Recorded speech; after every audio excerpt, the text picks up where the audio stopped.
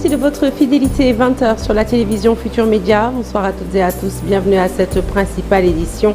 Les titres, c'est tout de suite. Grogne au SAMU municipal. Le SAMES et le SUTSAS annoncent un arrêt de travail de 48 heures renouvelable en cause des conditions de travail exécrables et une négligence de l'administration. Le partenariat entre l'Union européenne et le Sénégal revisité lors d'une conférence de presse. L'ambassadeur de l'Union européenne au Sénégal annonce l'expiration des accords de pêche pour novembre 2024. Jean-Marc Pisani a fait le point sur le lancement de projets de formation destinés à ralentir le phénomène de l'immigration clandestine. Une entente bientôt trouvée pour mettre fin au conflit opposant des propriétaires matamois à la société d'exploitation de phosphate. Assurance du ministre des Mines, Biram Souleye Diop, dont la visite de terrain s'est achevée ce mercredi. Et puis, un hivernage très précoce annoncé par l'ANACIM. Les premières pluies sont attendues dès la fin du mois de mai. L'étude porte sur toute la sous-région et alerte contre de potentielles inondations. Voilà pour les titres de développement, c'est tout de suite.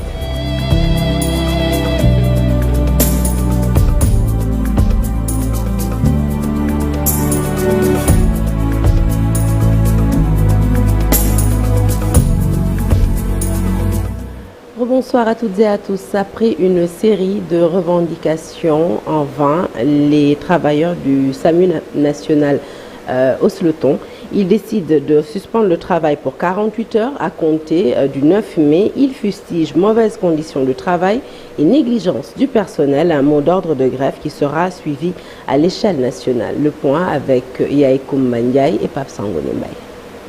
Le SAMU national paralysé à cause d'un mouvement d'humeur du personnel des urgences préhospitalières. Le SAMU national, à travers ses deux sections syndicales, le SAMES et le SUTSAS, tient à porter l'attention de l'opinion publique nationale et internationale que derrière les efforts consentis par ce vaillant personnel soignant se cachent des conditions de travail indescriptibles et complètement négligées par l'administration. Le directeur nous a refusé l'accès aux salles de réunion pour faire le point de presse. Mais ceci ne nous empêchera pas de dénoncer la situation alarmante qui prévaut au SAMU national. Le personnel soignant liste une dizaine de points de revendication au cours de ce rassemblement. À cette situation, nous avons déposé une plateforme revendicative assortie d'un préavis de grève depuis le 26 février 2024 sur la table du directeur du SAMU ainsi qu'au niveau du ministère de la Santé et de l'Action sociale.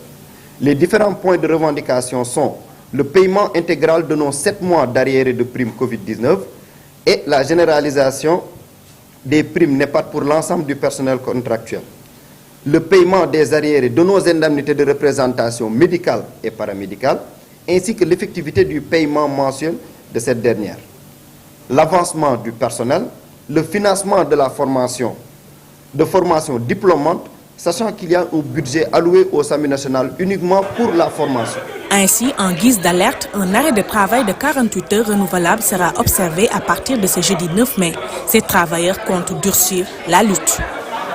Le SAMU national, avec ses différentes antennes régionales, qui en passant n'ont aucun statut officiel, à savoir les antennes de Diourbel, de Saint-Louis et de Kaolack, observera un arrêt de travail de 48 heures renouvelable avec respect des urgences primaires.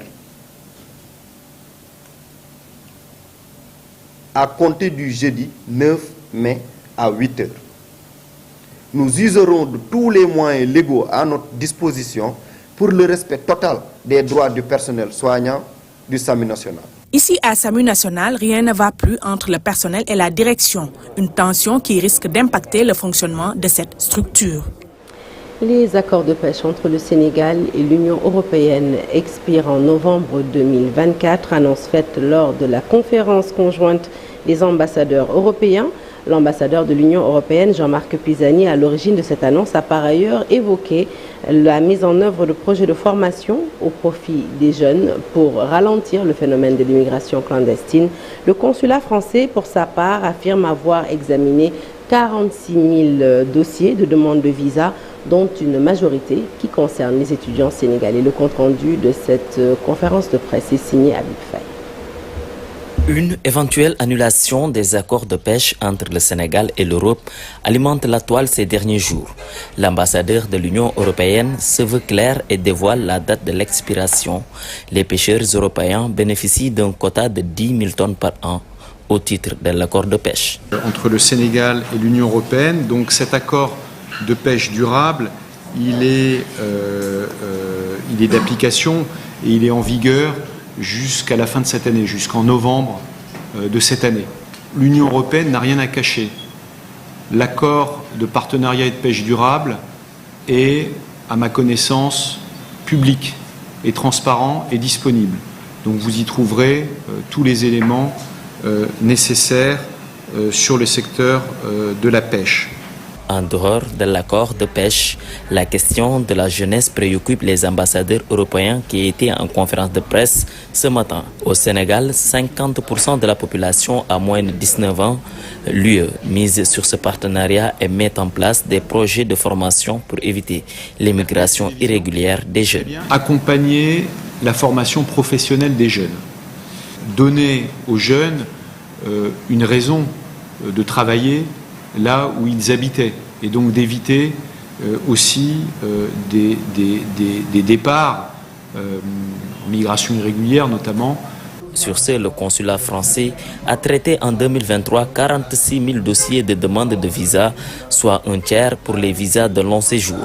Les étudiants occupent la première place d'acceptation selon l'ambassadrice de France au Sénégal. Le taux d'acceptation des visas de court séjour Schengen est supérieur à 62%. Et le délai de traitement des visas de court séjour est de 2 semaines, délai réglementaire. Délai qui peut être allongé à 3 semaines lors de pics d'activité liés par exemple à la campagne étudiante. Nous avons délivré en 2023 le chiffre record de 5 300 visas étudiants inédits. Le nombre d'étudiants sénégalais en France a augmenté de 62% en 5 ans. Ils étaient 15 000 en 2023. Il constitue la 5e communauté étudiante étrangère en France après le Maroc, la Chine, l'Algérie et l'Italie. Concernant le document confidentiel sur le soutien de pays partenaires désireux de promouvoir le respect des personnes LGBT, Jean-Marc Pisani le balaie d'un revers de main. Mais j'ai pas besoin de porter plainte. Je pense que ma réponse d'ambassadeur suffit. Ce document n'existe pas. Après publication de la liste des navires qui pêchent dans nos eaux à Saint-Louis, les pêcheurs jubilent. Ils encouragent les nouvelles autorités à aller jusqu'au bout pour mettre fin au contrat avec les bateaux qui, selon les riverains, pillent nos ressources. Ousseynou Diop Abibsek pour le reportage. Après la publication de la liste des navires autorisés à pêcher dans les eaux sénégalaises, les réactions sont unanimes chez les pêcheurs de Gendar.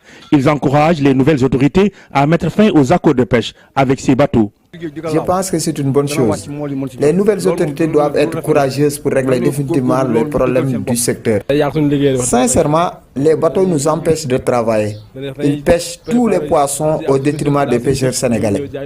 Pour Moustapha Diagne, le secrétaire général des pêcheurs autonomes du Sénégal, la liste des navires publiée par le ministère des Pêches, des Infrastructures maritimes et portuaires est incomplète. Il prône l'arrêt définitif des contrats de pêche avec les bateaux de l'Union européenne qui pillent nos ressources depuis 2014. Que le ministère a pris la précaution de dire que les bateaux dont les licences sont en cours de renouvellement ne figurent pas dans cette liste.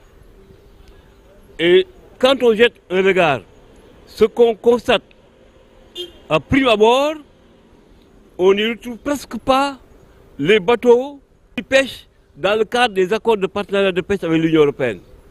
Alors que depuis 2014, d'abord entre 2014 et 2019, il y avait 38 bateaux de l'Union européenne qui pêchaient au Sénégal. Le secrétaire général des pêcheurs autonomes du Sénégal exhorte également les nouvelles autorités à dérouler le projet sur la pêche artisanale. Réserver prioritairement la zone de 12 miles à la pêche artisanale. Mettre un terme aux accords de pêche avec l'Union européenne. Renforcer la surveillance de nos zones économiques. Si cela est fait, nous réglons plus de 50% des problèmes de la pêche.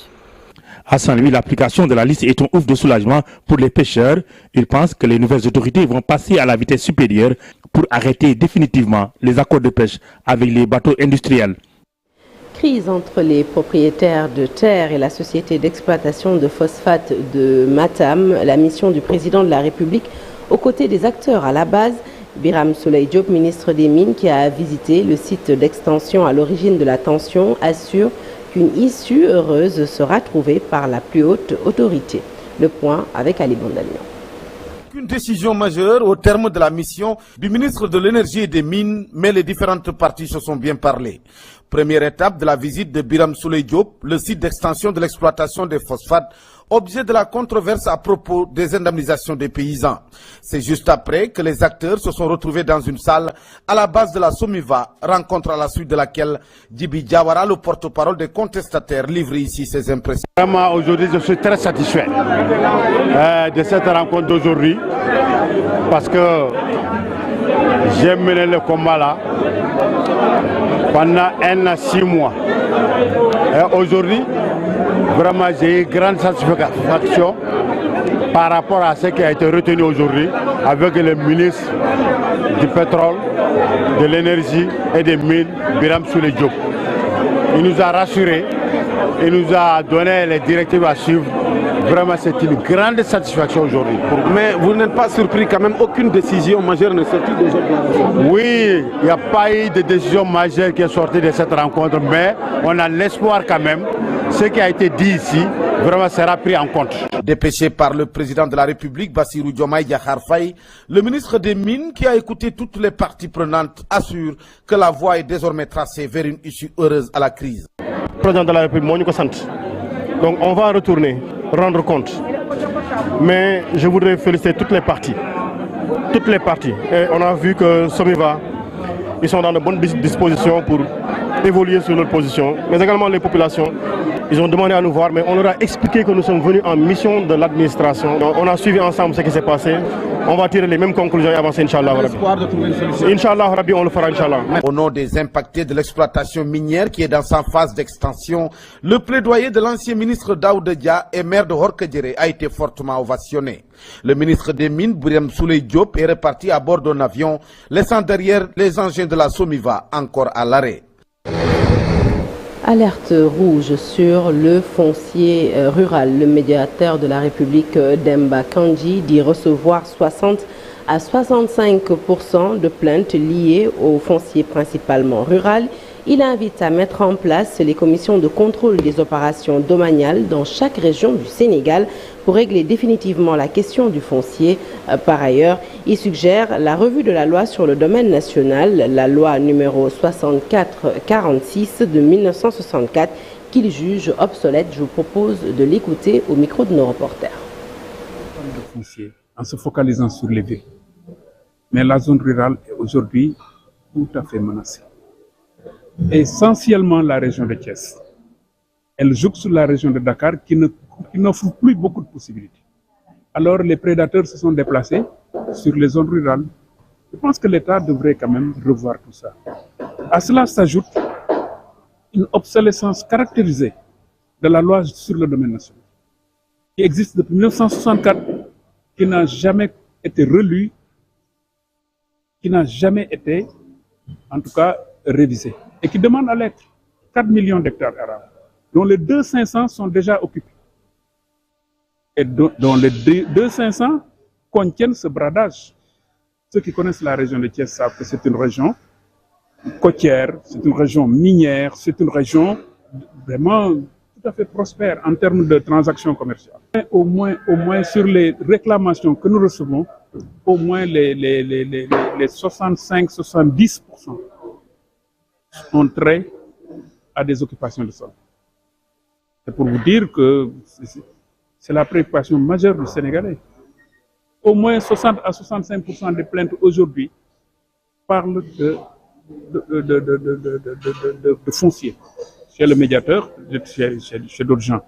Je pense que la solution également, si le Sénégal veut normaliser cette occupation du sol, et comme on l'a dit déjà, pensez à mettre la CCOD, la commission domaniale qui n'existe qu'à Dakar, la régionaliser. Allez, parlons à présent de tout à fait autre chose. Prévision de l'ANACIM. Les premières pluies pourraient arriver entre la fin du mois de mai et le début du mois de juin. C'est ce qui ressort d'une étude faite par l'agence avec ses partenaires. Une étude sur toute la sous-région Afrique de l'Ouest. Des pluies précoces, mais beaucoup de précipitations, surtout sur la façade occidentale. L'étude annonce également d'éventuelles inondations. Compte rendu signé Lisa Prera. 2024 pourrait être une année pluvieuse. C'est du moins ce qui ressort d'une étude menée par l'ANACIM. Lorsqu'on a analysé, faire le suivi des différents modèles de prévision, on a noté que cette année, en termes de démarrage, on aura un démarrage qui sera normal de façon globale sur tout le territoire, même si on a une petite différenciation sur la partie ouest, nord et centre du pays où le démarrage sera normal à légèrement précoce et des conditions donc normales sur la région correspondant à Kédougou et un peu une partie de la région de Kolda.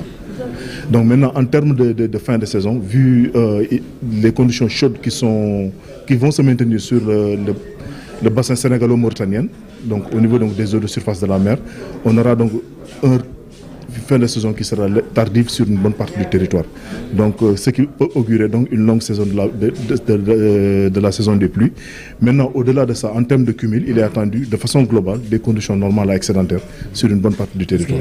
Un hivernage précoce avec beaucoup d'eau, surtout sur la façade occidentale, et donc des mesures doivent être prises face à d'éventuelles inondations. Par rapport aux inondations, même si on sait qu'il y a un effort qui a été fait par rapport à la sensibilisation, mais aussi quand on reçoit une information, avant on prend les précautions.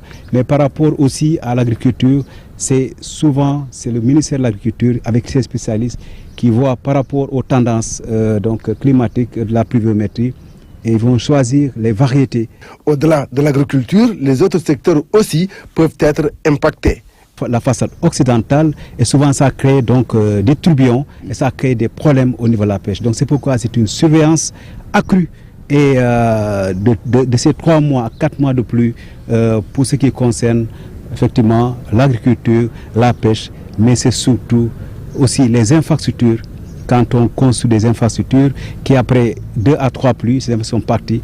Donc aujourd'hui, la météo est capable de donner des outils qu'on doit intégrer dans le développement durable. Une étude qui vient à son heure au regard des perturbations climatiques, un document qui permet d'avoir la bonne information et de prendre les bonnes décisions. La page des sports que nous entamons avec le 12e anniversaire de la disparition de Jules François Bertrand Bokandé. Human Project Development et Linkring Productions rendent un vibrant hommage à la légende du football sénégalais à travers un paquet d'activités dans sa ville natale. Durant une semaine, des expositions, des panels seront organisés et la projection d'un film intitulé Essamaï la Panthère dans toutes les grandes villes de la Casamance. Pour les initiateurs, l'objectif est de travailler à faire connaître davantage Jules François Bokandé à la jeune génération. Je propose d'écouter tout de suite Mama Anne de Human Project Development, coproductrice du film Essamaï la Panthère, réalisé par Maki Madiba Silla. Elle s'exprime au micro de Lamine Ba et Lamine Mandjan. On a organisé cet événement sur une semaine en Casamance. On démarre aujourd'hui à Ziguinchor. Et on organise cet événement en partenariat avec la mairie de Ziguinchor, le conseil départemental de Ziguinchor, ainsi que l'Alliance française de... Alors aujourd'hui, c'est le lancement officiel de la semaine d'événements. Donc on démarre avec une table ronde sur l'héritage de Jules François Bokandé, où on a invité donc des participants, des professionnels à participer à cette table ronde, comme Daour Gueye, Abdoulatif Diop qui a écrit le livre Bokandé la légende, ainsi que le professeur Fall et Noah Cissé, ancien président du Casasport. Ensuite, nous allons poursuivre avec une exposition photo autour de la vie de Jules François Bokandé. Donc le vernissage aura lieu à 18h45. Et tout au long de la semaine, il y aura 4 projections du film Essamaï la Panthère, réalisé par Maki Madiba Silla et Lionel Bourki. Et donc ce film que j'ai coproduit sera diffusé demain à l'hôtel Kadian-Doumagne à 20h. Ainsi qu'à Sédiou, à Bignona et enfin samedi soir au terrain Aline Sitoé-Diatta à Ziguinchor. Alors pour nous, cette célébration, c'était pour marquer la mémoire de Jules François Bokandé, pour rendre un hommage à ce sportif qui a marqué en fait le sport sénégalais mais aussi le sport international. il fait partie du patrimoine sénégalais. Donc pour nous, c'était important de lui rendre un hommage et de faire perpétuer sa mémoire et voilà, auprès du peuple sénégalais. Et le sélectionneur de l'équipe nationale, Aliou Cissé, parrain de l'événement, salue cette démarche. Il estime qu'il faut encourager ces initiatives de nature à faire connaître l'homme qui a rendu un énorme service au football sénégalais. Je propose de l'écouter également au micro de Lamine Ba et Lamine Bonja. Je pense qu'il ne faut pas qu'on oublie déjà nos morts. C'est quelqu'un, comme je le dis et je le répète, qui s'est sacrifié pour ce pays. N'oubliez pas qu'un jour, il est allé jusqu'à prendre un carton rouge avec son club pour venir défendre les couleurs de la nation.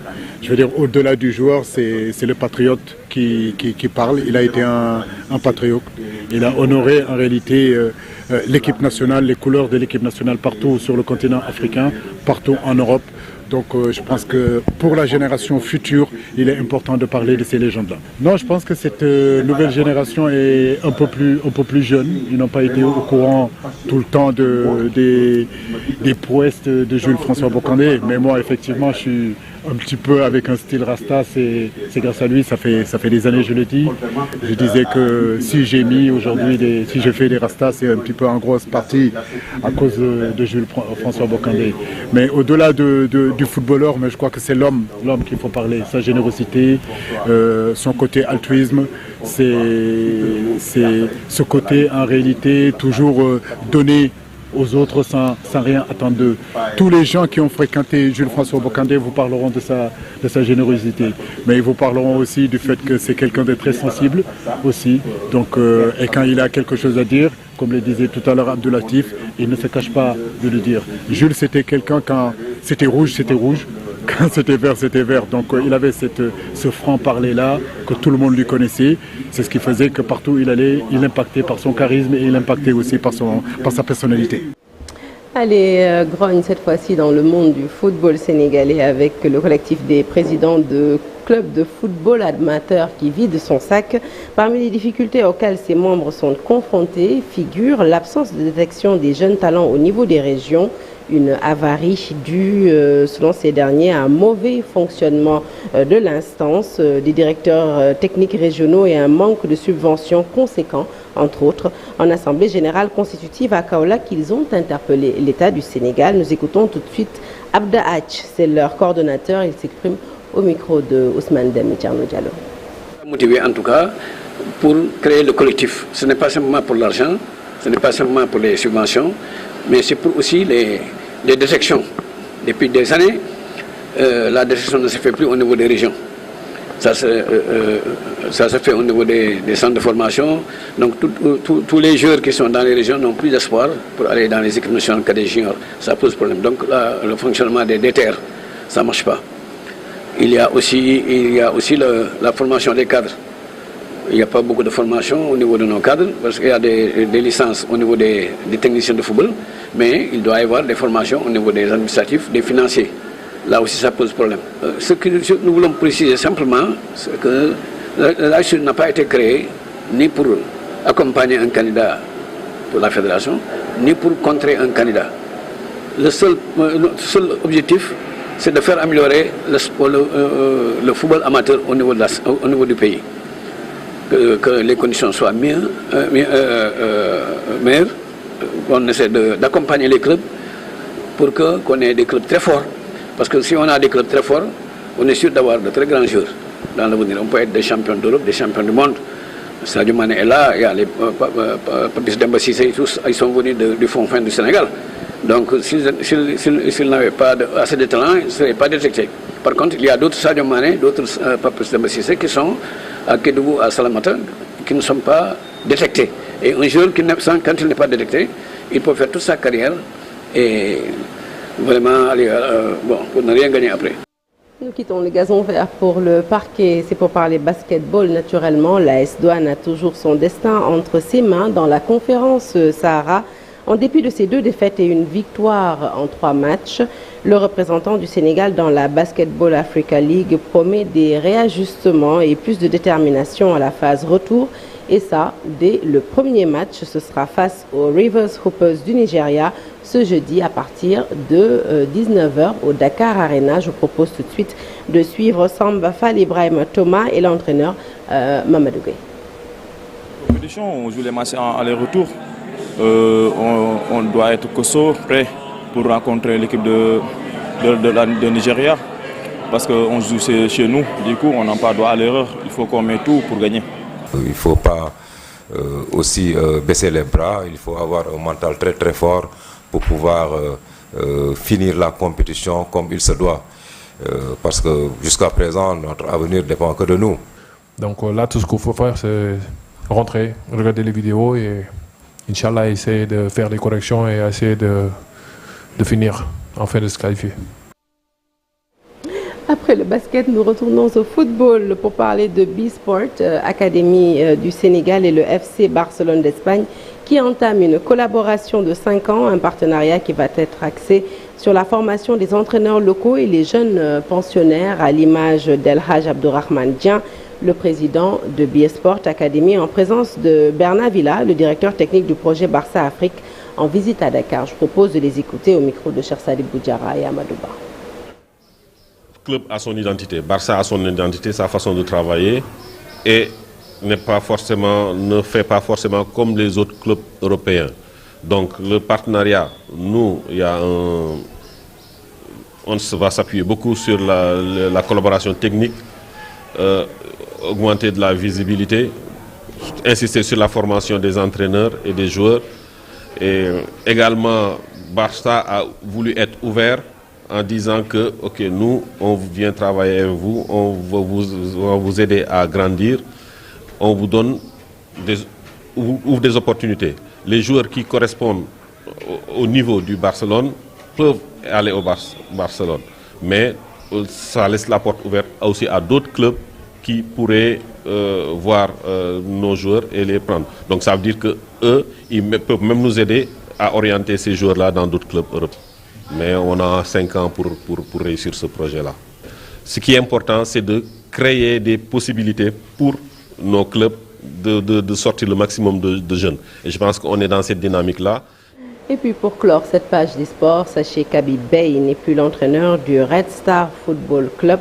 Le départ de l'ancien international sénégalais sur le banc de cette équipe depuis 3 saisons a été annoncé ce mercredi dans un communiqué. Les raisons de la fin de la collaboration entre Beye et le Red Star, qui l'a guidé en Ligue 2, ne sont pas pour autant dévoilées. Le club s'est juste arrêté à souhaiter à Habib Beye ses meilleurs voeux de réussite. Et on lui souhaite bon vent. Excellente fête d'ascension à toute la communauté chrétienne qui a suivi ce journal qui est à présent terminé. Prochain rendez-vous de l'information, eh bien ce sera sur nos plateformes digitales. Et tout de suite, retrouvez deuxième partie du Soir d'Info. Abdoulaye Der reçoit tout de suite Madame Diop Blondin d'Aïfatou Ndiaye pour faire une revue de l'actualité politique. Excellente suite des programmes en notre compagnie. À demain.